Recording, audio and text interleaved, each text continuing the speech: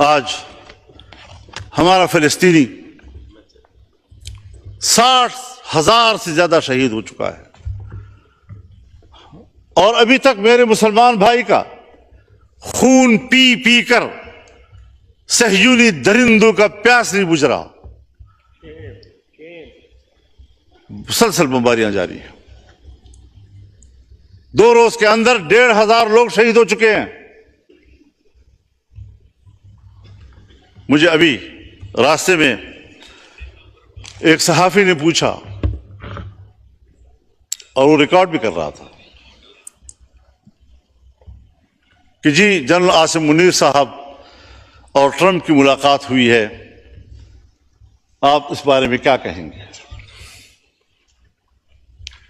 میں نے کہا کہ ابھی میرے پاس تو کوئی ایسی رپورٹ نہیں ہے، انہوں نے اگر کوئی وہاں پر پریس ٹاک کی ہو میرے علم میں نہیں ہے، لیکن میں ایک سیاسی کارکن کے طور پر یہ تجزیہ کر سکتا ہوں کہ اس نے ضرور کہا ہوگا کہ انڈیا پاکستان کے درمیان جنگ نہیں ہونی چاہیے، اس نے ضرور یہ کہا ہوگا کہ ایران اور اسرائیل کے درمیان جنگ نہیں ہونی چاہیے، اور اس نے کبھی نہیں کہا ہوگا کہ اسرائیل فلسطینیوں پر بمباری بند کر دے۔ یہ 3 جملے میرے پاس ہیں کہ ادھر سے انڈیا پاکستان جنگ کی بات ہوئی ہوگی، اسرائیل اور ایران کے جنگ کی بات ہوئی ہوگی، اور کبھی بھی فلسطین کے حوالے سے ٹرمپ نے بات نہیں کی ہوگی۔ کیوں یہ امتیاز بڑھتا جا رہا ہے؟ جہاں پر صہیونی مرتا ہے، جہاں پر مودی مرتا ہے، اس سے تو ان کو تکلیف ہو رہی ہے، لیکن اگر ایک غریب مسلمان، غیر مسلح مسلمان، چھوٹے چھوٹے بچے، خواتین، بوڑھے بزرگ، ان کا خون بہہ رہا ہے، پورا شہر ملبے کا ڈھیر بن گیا ہے، اس کا کسی کو احساس نہیں ہے؟ مسلمان کی نظر سے نہ دیکھو، انسان کی نظر سے دیکھو۔ اس کا معنی یہ ہے کہ اگر کوئی شخص مسلمان نہیں ہے، اگر کسی شخص کی زندگی قرآن و سنت کی تعلیمات سے آراستہ نہیں ہے، تو پھر یہ انسانیت نہیں، اسی کو ہم حیوانیت کہتے ہیں۔ اس انسانیت پر فخر مت کرو، شرم کے مارے تمہارے سر جھک جانے چاہیے۔ اس کو انسانیت کہتے ہیں۔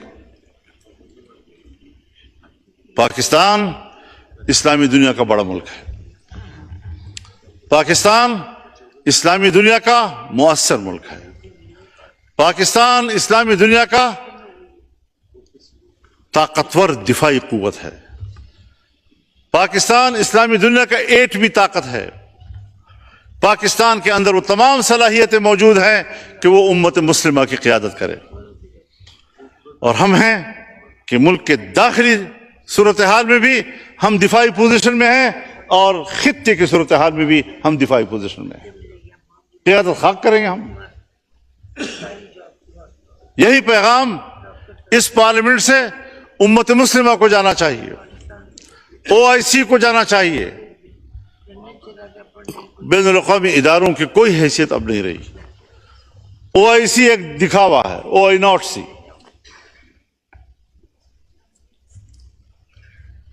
سلامتی کونسل 5 بڑے ممالک، ترقی یافتہ ممالک کی منوپلی ہے، پورا اقوام متحدہ اور جنرل اسمبلی امریکہ کی لونڈی ہے۔ جب وہ چاہیں ہماری سیاست پر بھی قبضہ کر لیں، ہم سے قانون سازی کا حق بھی چھین لیں، ہم ان کے دباؤ پر قانون سازیاں کرتے رہیں، معیشت ان کی خواہشات کے تابع کریں۔ اور یہ جو بجٹ پیش کیا گیا ہے، اگر وزیر خزانہ صاحب موجود ہوتے تو میں ان کی موجودگی میں یہ کہتا کہ وزیر خزانہ صاحب، یہ بجٹ آپ نے تیار نہیں کیا، یہ IMF نے تیار کیا ہے اور آپ نے پڑھ کر سنایا ہے۔ آپ کے اندر اس وقت بجٹ بنانے کی صلاحیت بھی ختم ہو چکی ہے۔ کب ایک طاقتور ملک کی حیثیت اختیار کریں گے ہم؟